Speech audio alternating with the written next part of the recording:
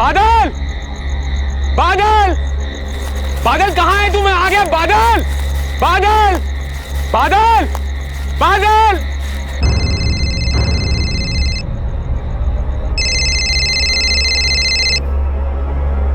सुनिए, सुनिए। हाँ? फोन।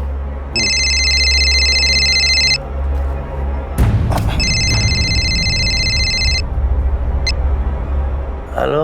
चाचा जी, अजीत बोल रहा हूँ। हाँ अजीत बोलो, क्या बात है, इतने रात में फोन किया?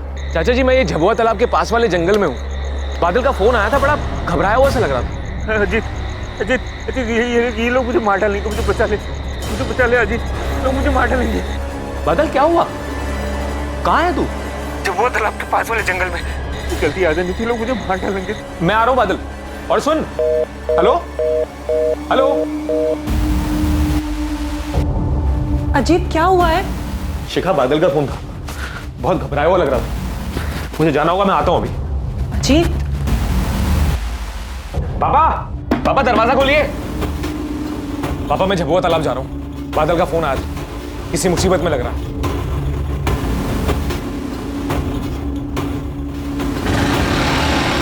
रात बहुत हो गई है, संभल कर जाइएगा। ये टॉर्च रख लीजिए।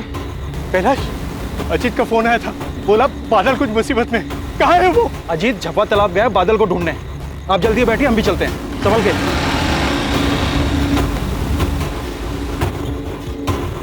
बादल, बादल, बादल, हम लोग आ गए। बादल, बादल, बादल, ए बादल, बादल, हम लोग आ गए। बादल, बादल, अरे बादल।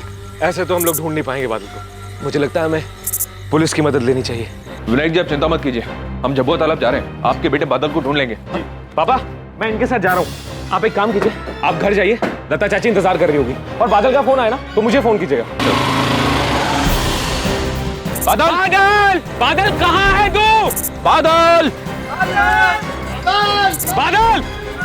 अजीत, अंधेरा बहुत है और धुंध भी बहुत ज्यादा है। उसने कोई एग्जैक्ट लोकेशन बताया था क्या? कोई निशानी कहाँ था वो? बस इतना बताया कि झबुआ तालाब के पास वाले जंगल में है। वो लोग उसे मार देंगे, मैं बचा लूं। आवाज से बहुत घबराया हुआ लग रहा था। मुझे बचा ले अजीत, लोग मुझे मार डालेंगे। बादल अक्सर इस तालाब पे आता था। पता नहीं सर, असल में बादल मेरे कजन मोहित का बहुत अच्छा दोस्त है। मोहित कहाँ है वो? उसका तो फोन ही ऑफ आ रहा है सर। बादल का फोन आने के बाद सबसे पहले मैंने मोहित को ही फोन किया था। ए बादल! क्या हुआ? बादल मिला? नहीं मिला? हे भगवान, इतनी रात को कहाँ गया होगा बादल? हाँ, पुलिस गई है साथ, अजीत भी गया है साथ में उनके। जय कहाँ है? जय से कुछ बात हुई? फोन नहीं उठा रहा है, शायद गहरी नींद में होगा। जब जरूरत होती है ना तभी गायब हो जाता है वो। कुछ पता चला बादल का? अरे भाई साहब, आप यहाँ? पीनत, भाई साहब को क्यों उठाया? भैया बता रहे थे अपना मोहित भी बादल के साथ गया था। क्या मोहित बादल के साथ गया है? हाँ कैलाश, रात 10 बजे बादल आया था और मोहित को ले गया। अरे यार, कितना टाइम लगाता है, कब से वेट कर रहा हूँ। अबे वो जूते नहीं मिल रहे थे मेरे।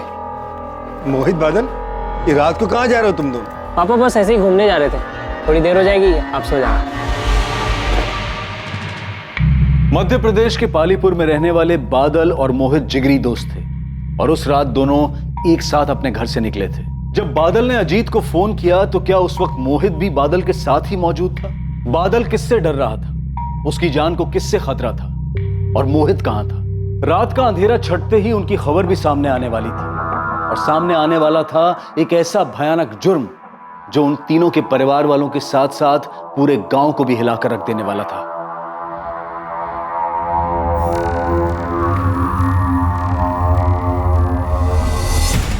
अरे सुदीप भाई,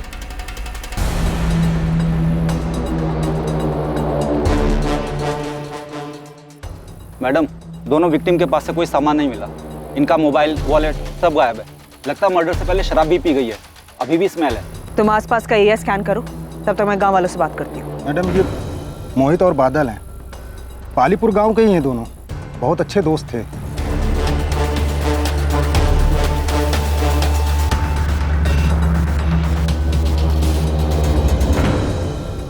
पल्लवी, कल रात बादल के लिए कंप्लेंट मिली थी।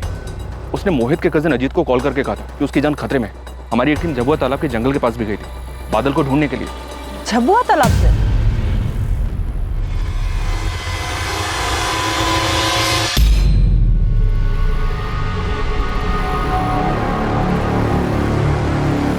हमने देर रात तक झबुआ तालाब वाले एरिया को सर्च किया।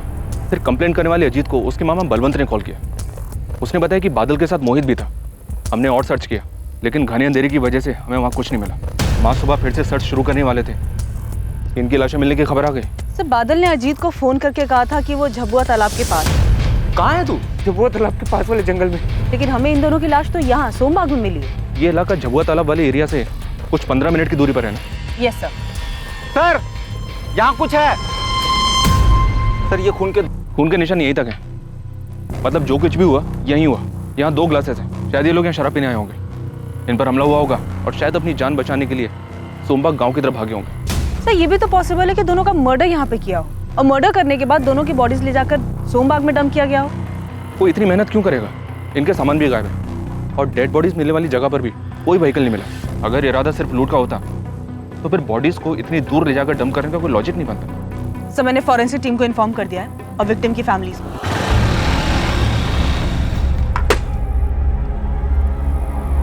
मोहित, मोहित, मोहित, आगे जाना मना है।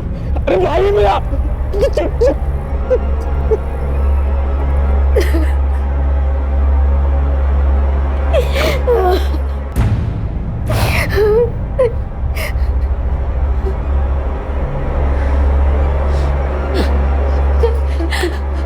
हमारा बादल मोहित को मार दी। क्यों मार? मामा जी संभालिए अपने आप को। मेरे बच्चे ने किसी का क्या बिगा? पापा, माँ कैसी है?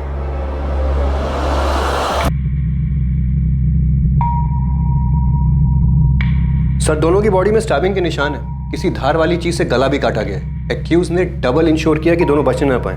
ब्लड में अल्कोहल ट्रेसेस हैं। साफ है कि जिस समय हमला हुआ दोनों काफी नशे में रहे होंगे। क्राइम सीन से हमें अल्कोहल की बोतल्स मिली है। डॉक्टर, डेथ की टाइमिंग क्या होगी? दोनों की मौत सर कल रात 11 से 2 के बीच में हुई। 11 से 2 के बीच। और बादल ने अजीत को फोन किया था रात करीब 1 बजे। फिलहाल हम 2 एंगल मानकर चल रहे हैं, लूट या फिर दुश्मन। मर्डर के वक्त विक्टिम्स ने शराब पी हुई थी। पता करो ये शराब उन्होंने खुद खरीदी थी या फिर किसी ने लाकर दी थी। आसपास के एरिया के हिस्ट्री शीटर्स को भी स्कैन करो। वैसे इस बात के चांसेस बहुत कम है कि यह काम लुटेरों की टोली का। शायद किसी ने सुपारी दी होगी अपनी दुश्मनी निकालने की। सर दुश्मनी किसकी? मोहित की या बादल की? यही तो पता करना है पल्लवी कि प्लान बादल को मारने का था और बदकिस्मती से उस वक्त मोहित उसके साथ में था इसलिए मारा गया, या फिर जाल मोहित के लिए बिछाया गया था और बादल की डेथ कोलैटरल डैमेज है। सर अगर मोहित या बादल की किसी के साथ भी दुश्मनी थी तो इसके बारे में फैमिली को डेफिनेटली पता होगा। मोहित की मौत के बाद बलवंत भाई साहब टूट चुके हैं। इनकी किस्मत में दुख ही दुख लिखा है। अभी कुछ ही महीनों पहले पता चला कि इनकी किडनी खराब हो गई है। मालती भाभी तो जब मोहित 3 साल का था तभी गुजर गई थी।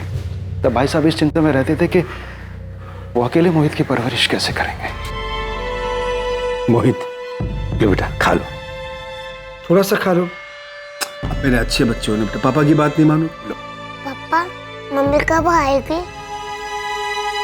मोहित देखो तो कौन आया है। और आपको एक बात बताऊं मैं, आपकी बीना बुआ आपके लिए क्या लेके आई है मालूम है? इतनी सारी चॉकलेट्स। और देखो अजीत भैया भी आए हैं। कौन खेलेगा भैया के साथ? मैं। आप खेलोगे ना? खेलने से पहले आ करो। कैलाश समझ में नहीं आता मोहित को कैसे संभालूंगा। मालती को गुजरे हुए 4 महीने हो गए और आज भी मोहित उसकी मां को पूछता है। तो अच्छा है कि अजीत और बीना हर हफ्ते यहाँ आ जाते हैं तो उनके साथ मन बहल जाता है उसका, थोड़ा हंस खेल लेता है। और ऐसा कब तक चलेगा कैलाश? क्या फायदा इन सब का जब मैं अपने बेटे की हंसी तक वापस नहीं ला सकता। बलवंत भाई साहब के नमनपुरा गांव में एक बड़ी सी पुश्तैनी कोठी है। पहले वो वहीं रहते थे, लेकिन मालती भाभी के गुजर जाने के बाद उन्होंने वो कोठी अपने छोटे भाई प्रकाश को सौंप दी। बीना जब मोहित के पास थी तो उसने उसे कभी माँ की कमी महसूस नहीं होने दी। इसलिए भाई साहब ने हमारी कोठी के बगल में एक और कोठी खरीद ली। हमने कभी माना ही नहीं कि मोहित हमारे मामा का लड़का है। मैंने हमेशा उसे अपने छोटे सगे भाई की तरह माना और माँ भी उसे अपने बेटे की तरह ही प्यार करती थी।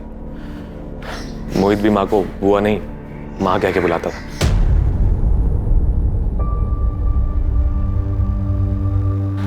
माँ, मोहित के जाने के बाद बलवंत मामा जी की तरह माँ का हाल भी बहुत बुरा। मोहित की किसी के साथ कोई दुश्मनी थी? नहीं, दुश्मनी तो नहीं थी। बलवंत जी इतने बड़े जमींदार हैं, इनकी किसी के साथ कोई दुश्मनी? ऐसी भी कैसी दुश्मनी कि कोई इतनी बेरहमी के साथ मोहित को मारा ले। मोहित और बादल झबुआ तालाब क्यों गए थे? मुझे नहीं पता साहब। मोहित और बादल दोस्त थे, दोनों अक्सर साथ में घूमने जाया करते थे। बादल की या आपकी किसी के साथ दुश्मनी? मुझ गरीब से किसी की क्या दुश्मनी होगी? बादल तो बहुत हंसमुख लड़का था, बहुत ही जिम्मेदार, सबसे बड़े प्यार से मिलता था। उसकी भी किसी से क्या दुश्मनी होगी? आपका छोटा बेटा जय है, वो कहाँ है? वो खेत पे गया है। मर्डर वाली रात को कहाँ था वो? पड़ोस के गांव में उसके दोस्त की शादी थी, कल रात को वो वहीं था।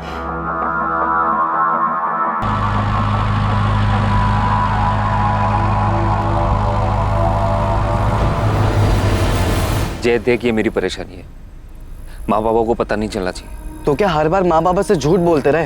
हाँ तो क्या हो जाएगा झूठ बोलने से? हाँ, मोहित को देख, क्या कुछ मोहित बड़े बाप का बेटा है, उसको कुछ फर्क नहीं पड़ेगा। भाई तुम अपना देखो और मत खेलो एक खतरनाक खेल, वरना इस बार सिर्फ चोट आई है, अगली बार जान पे भी आ सकती है। बलवंत जी बात करने की हालत में नहीं है, वेट करना पड़ेगा। तब तक गांव वालों से पूछना चाहिए, शायद किसी ने कुछ देखा सुना हो। गांव वालों से बातचीत शुरू हो गई है सर। पल्लवी गांव के सरपंच से मिलने गई है। सर, उस ठेके का पता चल गया है जहां से मोहित और बादल ने शराब खरीदी थी।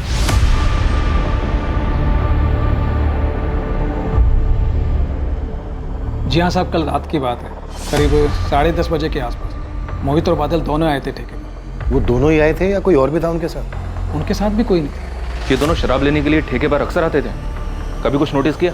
अब साहब पता नहीं ये बात आपके कितने काम की है, लेकिन जब भी दोनों पीने के लिए आते थे पैसे हमेशा मोहित ही निकालता था, क्योंकि बादल की तो कुछ हैसियत थी नहीं उसके सामने, पर हाँ दोस्ती दोनों की पक्की थी।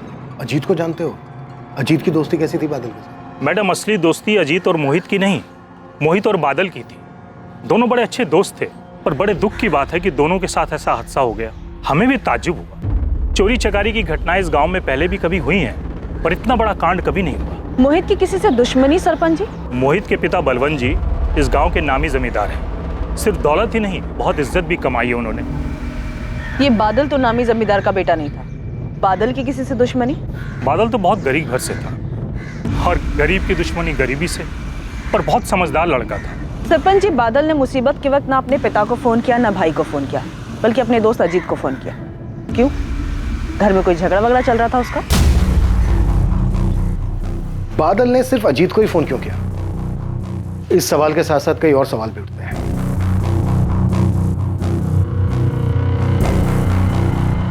सर, मैं उस दिन इंदौर गया था खाद लेने, हमारी फर्टिलाइजर की शॉप है। लेकिन आप ये सब क्यों पूछ रहे हैं? इंदौर से घर कब लौटे? रात को करीब 12 बजे मैंने अजीत को खाना दिया, बस आंखें लगी थी कि बादल का फोन आ गया। पता नहीं सर, बादल ने उस दिन मुझे ही क्यों फोन किया, अपने पिताजी अपने भाई को क्यों नहीं? अभी तक हम सब लोग परेशान थे, इसलिए कभी इस बात पे ध्यान ही नहीं गया। हो सकता है मोहित ने उसे कहा मुझे फोन करने के लिए, क्योंकि मोहित को जब भी कोई परेशानी होती थी वो हमेशा मुझे ही फोन करता था। इस हिसाब से तो बादल को अपने छोटे भाई जय को भी फोन करना चाहिए था। बादल और मोहित के साथ साथ अजीत के भी कॉल रिकॉर्ड्स मंगवाते हैं, पता तो चले इंसिडेंट के वक्त इसकी फोन लोकेशन क्या थी।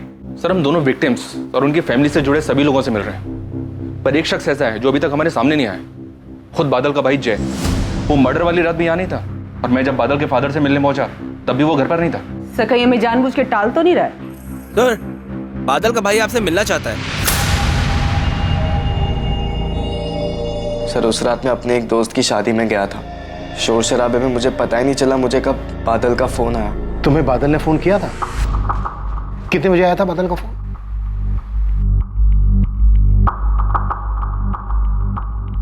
पहले बादल ने तुम्हें फोन किया 12:50 पर, उसके बाद अजीत से कांटेक्ट किया। काश मैंने फोन उठा लिया होता सर, पुलिस थोड़ा जल्दी पहुंच जाती मदद के लिए। तुम्हारे भाई बादल की किसी के साथ कोई दुश्मनी थी? कोई दुश्मनी नहीं थी सर, भाई बहुत ठंडे दिमाग वाला था और ऐसी चीजों से दूर ही रहता था। किसी को तो दिक्कत थी बादल से, वरना कोई इस तरह से किसी की जान नहीं लेगा। जर जोरू जमीन, कोई तो वजह होगी। सर, ये जमीन की अनबन तो मोहित की थी। करण, ये जान से मारने की धमकी ना बहुत पुरानी और कॉमन हो चुकी। एक काम कर, कुछ नया सोचना और फिर फोन करना। चल फोन रख। क्या हुआ? ये करण और रवि अपने आप को समझते क्या है? मुझे धमकी दे रहे थे। तो पापा को टेंशन नहीं देना चाहता, वरना इन दोनों को तो पूरे गांव में दौड़ा दो। शांत हो जा। अरे क्या शांत हो जा? तू तो जानता है ना पापा को, वो कितने सीधे हैं। कभी हक के लिए तो अपने लड़ेंगे नहीं, लेकिन मैं भी पीछे नहीं हटूंगा, वरना ये करण और रवि सब कुछ हड़प जाएंगे। ये रवि और करण कौन है जी? सर वो दोनों बलवंत चाचा के छोटे भाई प्रकाश चौहान के बेटे हैं। पास में नमनपुरा गांव है ना, वहाँ पर उनका एक पुश्तैनी कोठी है, वहीं पर रहते हैं। पहले बलवंत चाचा भी वहीं पर रहते थे। मोहित और उनके चचेरे भाइयों के बीच में उसी पुश्तैनी कोठी को लेकर झगड़ा था सर।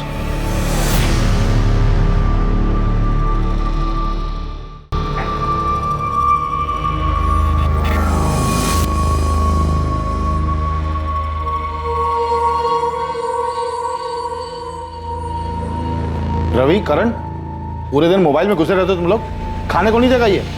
अरे कम से कम कुछ काम कर लिया करो, खेतों पे ध्यान दे दो।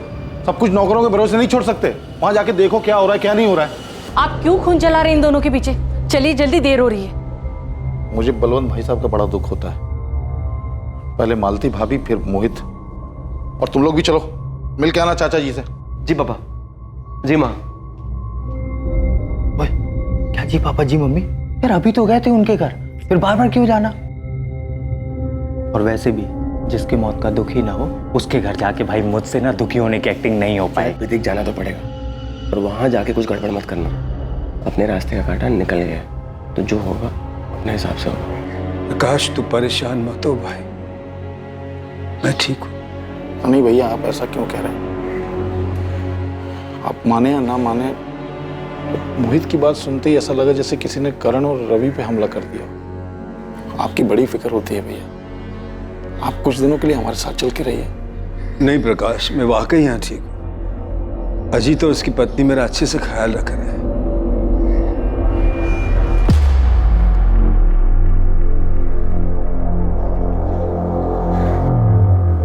चारे चमचे आजकल ज्यादा मस्का लगा रहा बुड्ढे को, क्या बात है? जमीन जायदाद के लिए भाइयों के बीच झगड़े कोई नई बात नहीं है। पत्थर की इमारतों के आगे रिश्तों का कद अक्सर छोटा पड़ जाता है। कागज के नोटों के वजन के नीचे दबकर भावनाएं दम तोड़ देती हैं, और ऐसे माहौल में पनपता है जुर्म।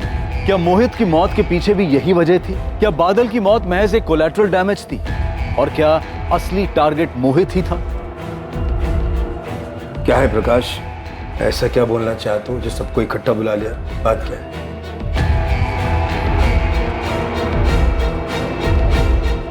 जी सर, रवि और करण चाहते थे कि हमारी जो पुश्तैनी कोठी और जमीनें हैं उनका बंटवारा आधे आधे के बजाय 70 और 30 के भाग में 70% रवि और करण को मिले और 30% मोहित को। इस बात को लेकर कोई झगड़ा था परिवार में? झगड़ा कैसा सर? अगर बंटवारे में एक भाई को थोड़ा सा ज्यादा मिल जाए तो आखिरकार जमीन और जायदाद घर में ही तो रहती है। और रही बात रवि और करण की सर, तो मोहित का उनके साथ भाई का रिश्ता था। पर रवि और करण ये ऐसा कोई रिश्ता मानते नहीं थे सर, और मोहित ये बात बखूबी जानता था, इसीलिए वो ये 70 और 30 वाले बंटवारे के खिलाफ था। भैया, हम सोच रहे थे कि कोठी और जमीन बेच के जो भी पैसा आया उसका 70-30 के हिसाब से बंटवारा कर लेते हैं। हिस्सा तो आधा आधा ही होगा चाचा जी, मतलब 50-50। किस बात का 50-50? यहाँ सारी देखरेख हम लोग करते हैं, खून पसीना हमारा बहता है। और वैसे भी आपकी इतनी सारी प्रॉपर्टीज है बड़े पापा, पुश्तैनी जायदाद में थोड़ा कम मिल जाए तो क्या दिक्कत है? हाँ प्रॉपर्टीज है तो जलन हो रही है। ए मोहित, औकात में रह, समझा? जब बड़े पापा कुछ नहीं बोल रहे बीच में तू क्यों उचक रहा है? और बड़े पापा आप ही बताइए, बड़ी माँ के गुजरने के बाद आप सब कुछ छोड़ छाड़ कर चले गए बिना बुआ के पास रहने के लिए। उस समय हमारे पापा ने सब कुछ किया, जमीन की देखरेख, कोठी की मरम्मत, खेती बाड़ी, सब कुछ। आज 20 साल हो गए हैं उस बात को, और हम 70-30 का हिस्सा इसलिए बोल रहे हैं ताकि सारा परिवार राजी खुशी से रह सके। कुछ गलत बोल रहे हैं तो आप बताइए। नहीं रवि बेटा, बोल तो तू ठीक रहा है। क्या ठीक बोल रहा है पापा? बंजर जमीन थी, उस पर खून पसीना लगाकर आपने उसे उपजाऊ बनाया, तब जाकर लोग उसे हाथों हाथ खरीदने के लिए तैयार है। छोटी सी कोठी थी दादाजी की, उसे पैसे लगाकर आपने इतना आलीशान बनवाया। मोहित बेटा, मैं समझ रहा हूं तो क्या बोलना चाह रहा है, लेकिन एक बात समझो, आज जो कुछ हमारे पास है उसके लिए ना तो तुमने मेहनत की और ना ही रवि और करण। जो भी हो पापा, लेकिन मुझे ये 70-30 की हिस्सेदारी तो बिल्कुल मंजूर है। अगर इनकी यही जिद है तो ठीक है, छूट जाए सौदा। मोहित सुन ले, अगर तेरी वजह से सौदा टूटा ना, तुझे 20 से फाड़ के रख दूंगा, बोल रहा हूं। करण क्या बोल रहा है तू बेटा? शांत हो जा। कैलाश, क्या लगता है तुझे? मुझे क्या लगेगा भाई साहब? मोहित सही बात कह रहा है, बंटवारे का मतलब आधा आधा ही होता है। हाँ, 50-50 ही सही है, सबको बराबर मिलना चाहिए। वाह बड़े पापा, आप लोग किसकी बातें सुन रहे हैं? बाहर वालों को आप हमारे घर के मैटर में क्यों बीच में ला रहे हैं? और वैसे भी ये अजीत चमचा है, पता नहीं इसके मन में क्या चल रहा है। बकवास बंद कर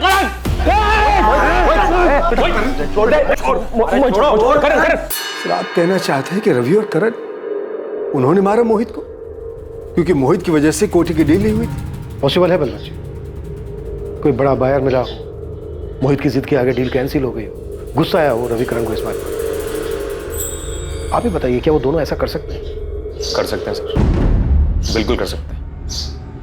वो तो मामा जी को दुख ना पहुंचे इसलिए मैंने आपसे बात छुपाई थी। दोनों आए थे मामा जी से मिलने के लिए, दुख जताने, पर दोनों के चेहरे पर सर छोटी सी शिकन तक नहीं थी।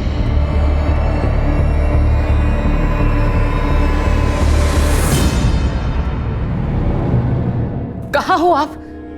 पुलिस रवि और करण को पकड़ कर ले गई है।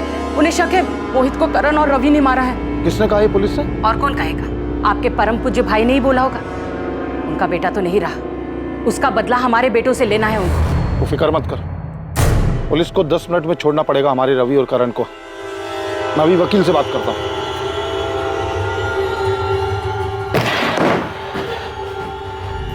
अरे बहुत हो गया गेम, अब हमारे सवालों के जवाब दो। कितने रुपयों का सवाल है सर? और लाइफलाइन कितनी है सर? एक लाइफलाइन तो तुम दोनों ले ही चुके हो, अपने चचेरे भाई मोहित की। और रवि, तुमने तो मोहित को जान से मारने की धमकी भी दी थी। अरे क्यों इल्जाम लगाते हैं सर? मैंने तो उसे सिर्फ सलाह दी थी कि दूसरों के रास्ते में टांग अड़ाने से टांग टूट भी सकती है।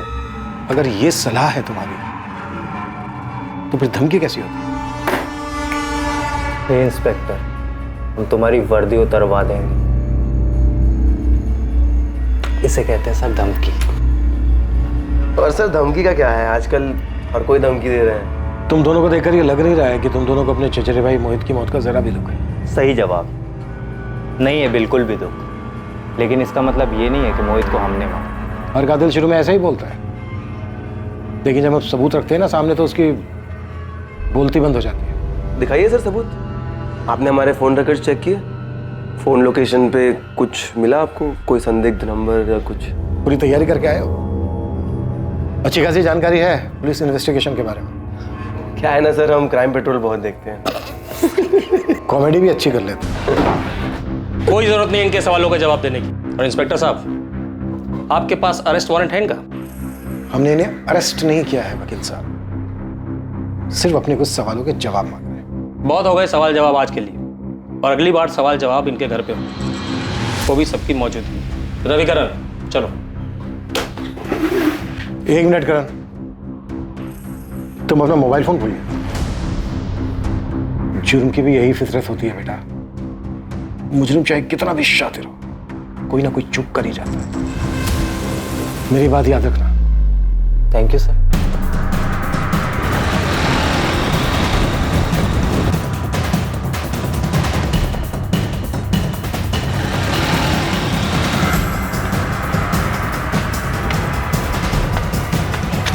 वही रुक जा, हाथ ऊपर।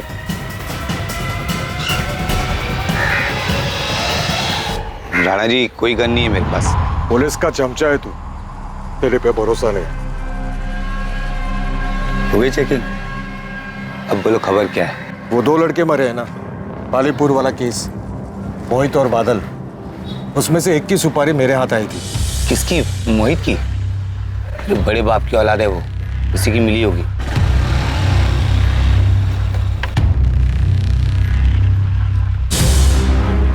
बाकी पैसा काम हो जाने के बाद। किसका टिकट काटना है? आसान शिकार है, हर महीने की 15 तारीख को अपने घर और खेत का सामान लेने जबलपुर जाता है। इस बार भी जाएगा, लेकिन वापस नहीं आना चाहिए।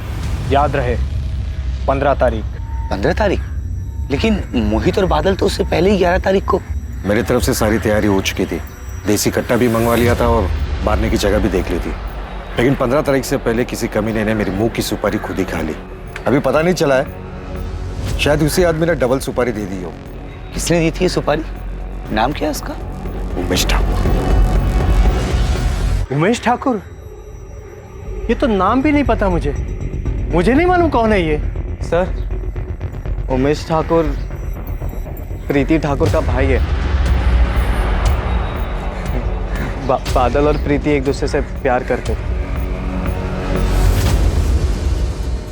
वो दोनों स्कूल टाइम से साथ में थे, लेकिन मुझे पिछले साल ही पता चला।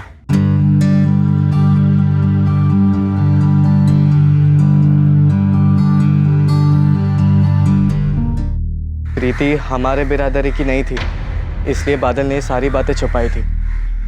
सर, मैंने भाई को बहुत समझाया था, लेकिन भाई तुम अपना देखो और मत खेलो एक खतरनाक खेल, वरना इस बार सिर्फ चोट आई है, अगली बार जान पे भी आ सकती है। देख जय, मैं समझता हूँ कि तुझे मेरी फिक्र है, लेकिन माँ बाबा को ये बात मत बता, खामखा परेशान होंगे। और प्रीति और मैं, हम दोनों एक दूसरे को स्कूल टाइम से जानते हैं, तब से एक दूसरे से प्यार करते हैं। खून उनका भी लाल है और हमारा भी। लेकिन खून सिर्फ हमारा बहेगा भाई, वो भी उनके हाथ में, और ऐसा ही हुआ।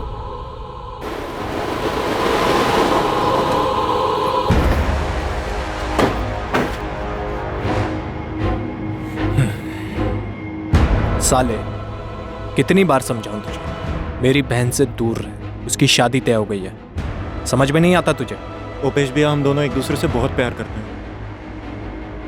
मैं तुझे प्यार से समझाने नहीं आया, इस बार समझ ले, वरना समझने के लिए जिंदा नहीं बचे।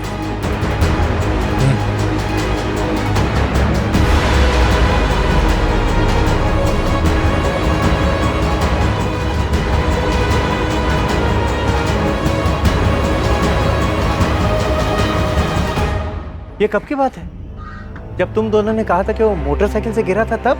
आप परेशान ना हो इसलिए बादल ने झूठ बोलने बोला था। जय, तुम इतना कुछ जानते थे पर तुमने हमसे सब छुपाया, क्यों? क्योंकि 2 महीने पहले प्रीति की शादी हो चुकी है बेड़ा घाट में। मुझे लगा सब कुछ ठीक हो चुका होगा। अगर सब कुछ ठीक हो गया था तो उमेश ने सुपारी क्यों दी? बादल और प्रीति प्यार करते थे? हमें नहीं पता सर, मोहित ने ऐसी किसी बात का जिक्र तक नहीं किया हमारे सामने। हम नहीं जानते प्रीति ठाकुर।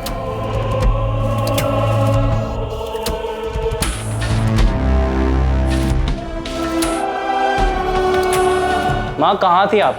कब से ढूंढ रहा हूँ, नींद ही नहीं आ रही मुझे। आप सुला दो। इतना बड़ा हो गया लेकिन अभी भी मेरी गोद में सोने की तेरी आदत गई नहीं। कैसे चली जाए आदत? आप माँ हो मेरी, आपकी गोद में सोने में अच्छा लगता है।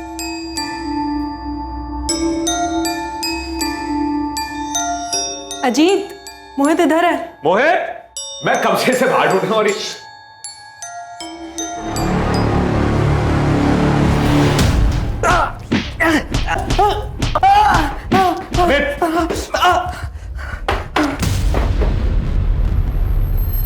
चलो जा शुरू। हाँ, मैं मिला था राणा से और बादल की सुपारी भी दी थी। तेरी बहन की तो बेड़ा घाट के किसी दीपक राजपूत से शादी हो चुकी थी, फिर क्यों दी थी बादल की सुपारी? क्योंकि वो कमीना शादी के बाद भी मेरी बहन के पीछे पड़ा था और मेरी बेशरम बहन भी उससे मिलने जाती थी। ये तो अच्छा हुआ कि उसके पति से पहले मुझे पता चल गया।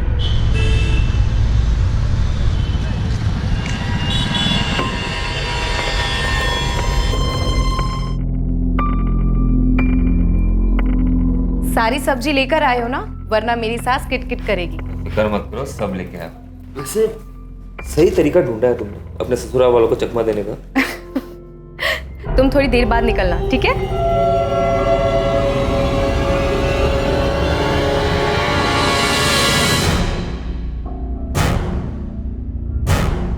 भैया मैं शर्म नहीं आती तुझे?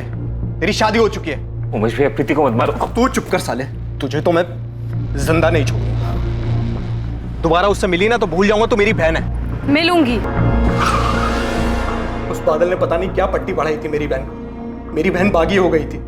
अगर ये बगावत उसके पति को दिख जाती तो मेरी खानदान की इज्जत का क्या होता? मेरे पास एक ही रास्ता था और वही मैंने चुना। अगर तुझे ये लग रहा है कि तू कोई भी कहानी सुनाएगा हम उसे मान लेंगे तो गलत लग रहा है तुझे। जिस तरह शुरुआत तूने सच से की थी उसी तरह सच सच बता दे। किसे दी थी बादल की सुपारी? सर, मैंने कहा ना कि मेरी सुपारी से नहीं मरा वो। अमित,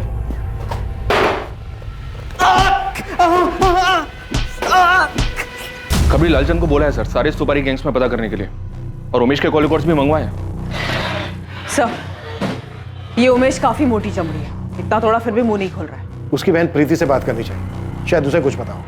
यादव, बादल की बाइक का कुछ पता चला?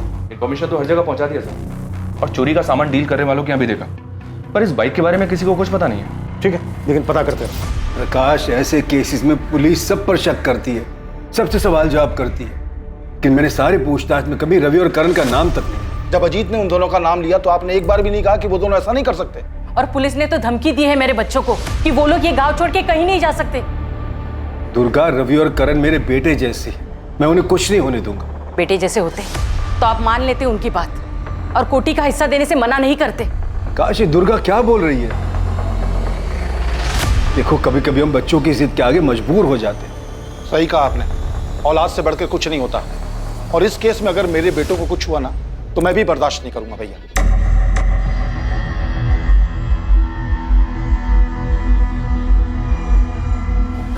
मैं बादल की अलमारी देख रहा था तो उसमें मोहित का कुछ सामान मिला। पुलिस मुझसे प्रीति ठाकुर के बारे में पूछ रही थी, पर मोहित ने कभी बताया नहीं उसके बारे में। लेकिन बादल को मोहित ही चढ़ाता था, सच्चे प्यार की कहानी और पता नहीं क्या क्या बकवास से किस्से सुनाता रहता था। प्रीति का भाई उमेश, उसी ने मरवाया होगा क्या? प्रीति, देखो तुम्हारी सहेली तुमसे मिलने के लिए। क्या नाम बताया आपने अपना? पल्लवी। अरे ऐसे क्या देख रही हो? कॉलेज के बाद तो तुम हमें मिली ही नहीं। घबराओ मत, मैं बस मिलने आई हूँ तुम्हारी मदद के लिए। प्रीति, तुम लोग बातें करो, शाम को आने में मुझे थोड़ी देरी हो जाएगी। मार दिया, मेरे बादल को हमेशा के लिए मुझसे दूर कर दिया। जय कहता था खून बस गरीब का ही बहता है, और मेरे बादल की बस यही गलती थी कि वो गरीब था। देखो प्रीति, हमें शक है कि ये सब तुम्हारे भाई उमेश ने किया है, लेकिन मुझे लगता है शायद मेरे पति ने किया है। लेकिन उमेश तो कह रहा था कि बादल और तुम्हारे अफेयर के बारे में दीपक को कुछ नहीं पता। मुझे ठीक से तो नहीं पता, भैया तो दीपक को कभी नहीं बताएंगे। लेकिन पिछले कुछ दिनों से जब से बादल की मौत हुई है, तब से दीपक को ज़्यादा ही खुश रहने लगा है। हमारी शादी के बाद से दीपक और मेरे बीच कभी भी रिश्ता ठीक नहीं रहा है। वो हमेशा ज़ोर ज़बरदस्ती करता था, लेकिन आजकल तो वो बहुत प्यार से पेश आता है। और अभी कुछ दिन पहले उसने एक अजीब सी बात कही। क्या बात है मैडम, आजकल सब्जी लेने नहीं जा रही? सब्जी वाला जिंदा तो है ना? मतलब तुम ये कह रही हो कि तुम्हारे और बादल के अफेयर के बारे में दीपक को भनक लग गई थी? मुझे पक्का तो नहीं पता। ठीक है, वो हम पता कर लेंगे। नहीं, आप ऐसा मत कीजिएगा। अगर मेरा अंदाज़ा गलत हुआ और दीपक को इस बारे में कुछ भी नहीं पता है तो अब पता चल जाएगा और वो मुझे जान से मार देगा। तुम चिंता मत करो, ऐसा कुछ नहीं होगा, हम उसे नहीं पता लगता। दीपक राजपूत के कॉल रिकॉर्ड्स निकलो और चेक करो कि वो किसी सुपारी किलर के कांटेक्ट में था क्या। साथ ही उमेश के बारे में भी पता करते रहो कि वो राणा के अलावा और किसी से भी मिला नहीं। तो सर, इसका मतलब मोहित सिर्फ इसलिए मारा गया क्योंकि मर्डर के वक्त वो बादल के साथ था। सब सही जा रहा है, तुमसे ही मिलने आ रहा हूं।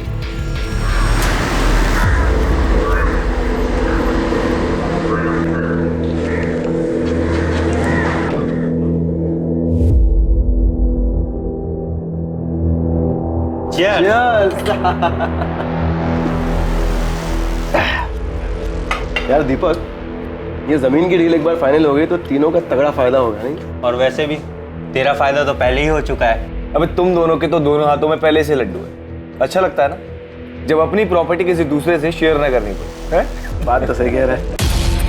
क्या दीपक की करण और रवि से दोस्ती है?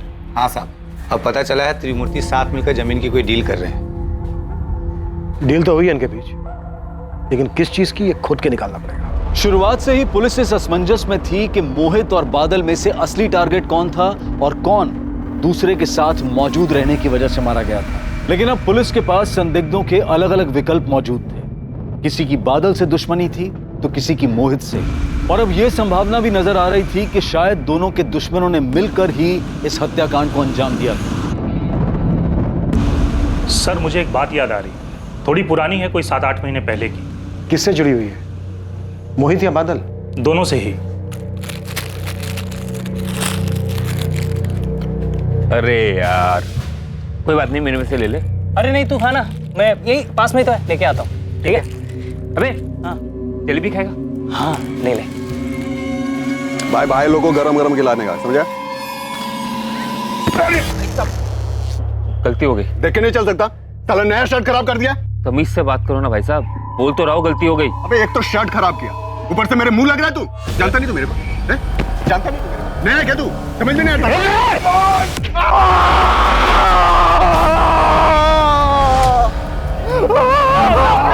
भाग बादल भाग, वरना मुझसे से भाग। उस दिन जिस आदमी का हाथ जला वो पास के नमनपुरा गांव का नटवर मौर्य है। 1 नंबर का गुंडा है सर। उस दिन उसका हाथ गलती से जला और उसके बाद जो उसने जानबूझकर किया वो बहुत ही गलत किया।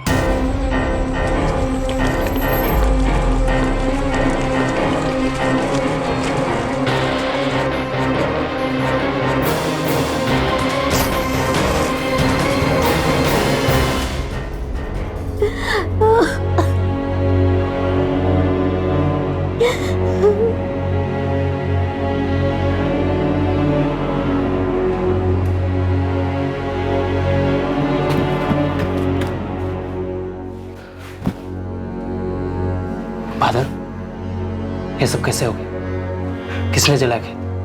कमीने ने सब कुछ बर्बाद कर दिया है मेरा।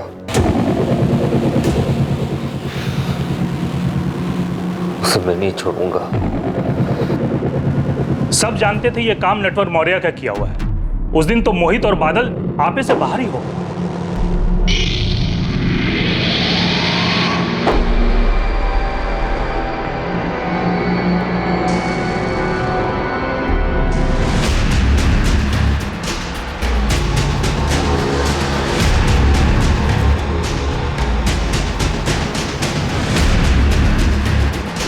मार मार, रुक, रुक जा, इधर आ, रुक, तेरी तो, इधर आ,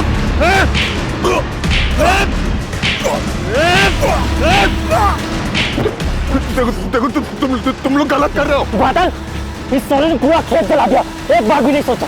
मार साले को, छोड़ना मत। नहीं बादल, पैर तोड़ साले का। नहीं, तेरे मार। नहीं बादल। उस हमले में नटवर का पैर टूट गया। बादल का बदला तो पूरा हुआ सर, पर उसके बाद दोनों गांवों के बीच बहुत तनाव बढ़ गया। दोनों तरफ मारकाट की बातें होने लगी। फिर मैंने और नमनपुरा के सरपंच ने मिलकर सबको शांत किया। हम किसान हैं साहब, फसल जल गई थी हमारी, कैसे भूल सकते उस दिन को। अगर इतनी बड़ी बात थी तो हमसे छुपाई क्यों?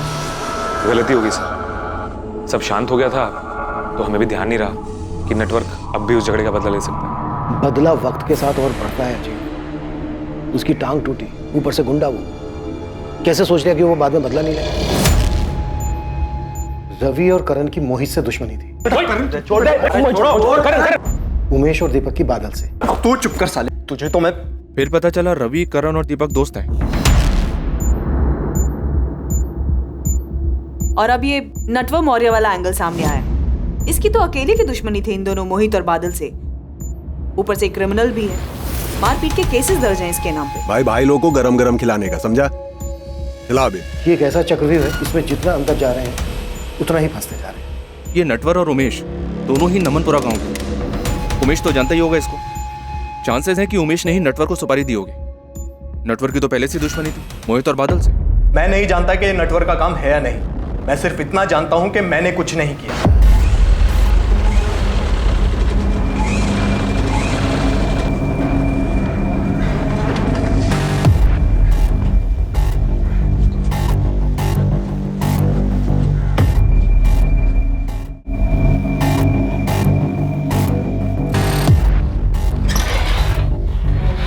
उमेश ठाकुर की जमानत हो गई है।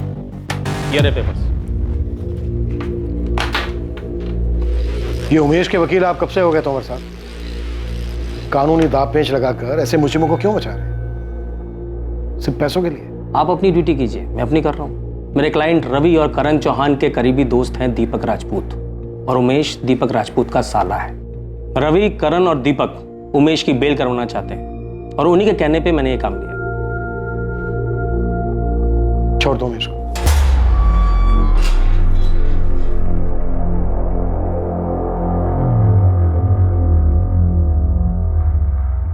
थैंक यू जीजा जी। उमेश, इसमें थैंक यू वाली कौन सी बात है? आखिरकार तुम मेरी बीवी के भाई हो। और वैसे भी तुमने कहा कुछ गलत? हाँ सही कहा आपने। मान गए तो उमर साहब, बहुत काम के आदमी हैं आप, लेकिन हमारा एक कानूनी काम अब भी अधूरा रह गया है। कौन सा काम? हमारे बड़े पापा बलवंत, उनका बेटा मोहित तो रहा नहीं, उनको भी किडनी की बीमारी है। आज या कल वो भी चले जाए। अब उनके जाने के बाद उनके पीछे जमीन जायदाद बचेगी, वो तो हम लोगों को आसानी से मिल जाएगी ना, या उसके लिए भी कानूनी लड़ाई लड़नी पड़ेगी? मोहित के बाद अगर उन्होंने अपना वारिस नहीं चुना है तो ऐसी सूरत में हम ब्लड रिलेशन के बेसिस पे दावा ठोक सकते हैं, लेकिन बलवंत जी ने किसी को अपना वारिस चुन लिया है तो कुछ नहीं हो सकता। मोहित के बाद हमारे अलावा और वो किसको अपना वारिस चुन सकते हैं?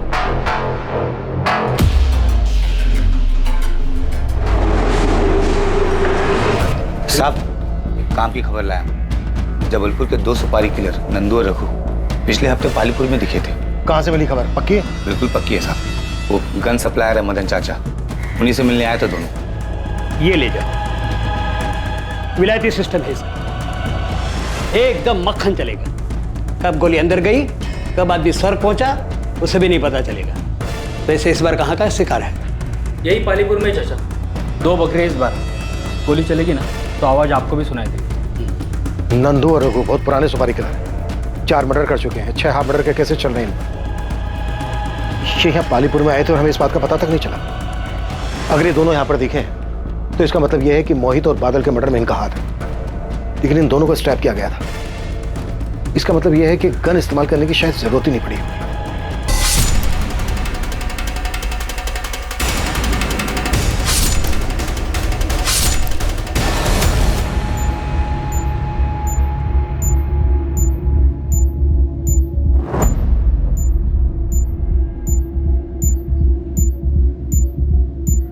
हमारे पास 3 संदिग्ध हैं जिन्होंने रघु और नंदू को हायर किया होगा मोहित और बादल के मर्डर के लिए। एक रवि और करण। जमीन जायदाद का मसला प्रीति वजह होगी।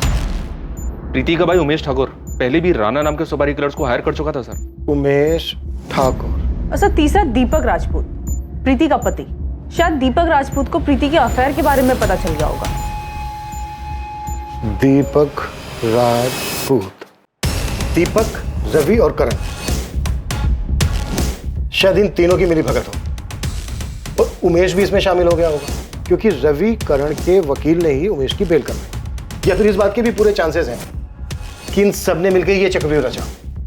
नेटवर्क के बैकग्राउंड को देखकर भी ताज्जुब नहीं होगा सर अगर उसने किसी सुपारी किलर से कांटेक्ट किया हो। इन सब के पास अपनी अलग अलग वजह थी, पर इनमें से कौन? 2 कत्ल, कई संदिग्ध, जर, जोरू और जमीन, हर मुमकिन मकसद मौजूद था। लेकिन क्या बादल और मोहित की हत्या के पीछे इन्हीं में से कोई वजह थी, या फिर वो मकसद अभी तक पुलिस के सामने आया ही नहीं था? कई ऐसे चेहरे थे जो अब भी पर्दे के पीछे थे, कई ऐसे राज थे जो अब भी सीने में दफन थे। उस रात बादल और मोहित वहां क्यों गए थे? उन्हें वहां किसने बुलाया? क्या दुश्मनी दोनों से निकाली गई थी? इन हत्याओं के पीछे का सच आखिर था क्या? इस पेचीदा केस के सच तक पहुंचने के लिए पुलिस ने क्या क्या कदम उठाए? एक एक करके इस भ्रम के जाल से सच को कैसे बाहर निकाला गया, ये हम देखेंगे कल रात 11 बजे इस केस के दूसरे और आखिरी भाग में। जय हिंद।